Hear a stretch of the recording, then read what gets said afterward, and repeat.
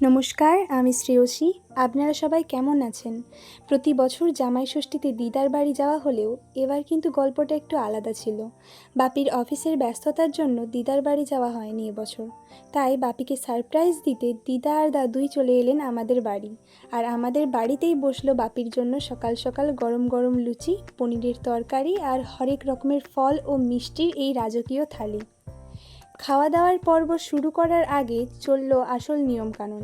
বাপির সারা বছরের মঙ্গল কামনায় দিদা পরম স্নেহে বাপির হাতে বেঁধে দিলেন তেল হলুদ মাখানো ষষ্ঠীর পবিত্র সুতো।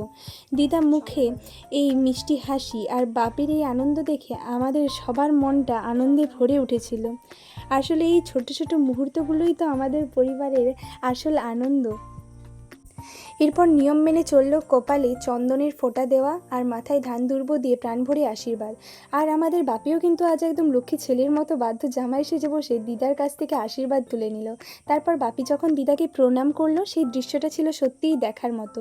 সবশেষে চলল তালপাতার পাখা আর মিষ্টি হাওয়া আর দিদার অফুরন্ত ভালোবাসা।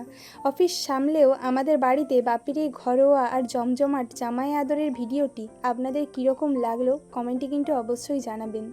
ভিডিওটি ভালো লাগলে লাইক আর শেয়ার করতে ভুলবেন না। সবাইকে আরও একবার জামাই ষষ্ঠীর অনেক অনেক শুভেচ্ছা ও ভালোবাসা।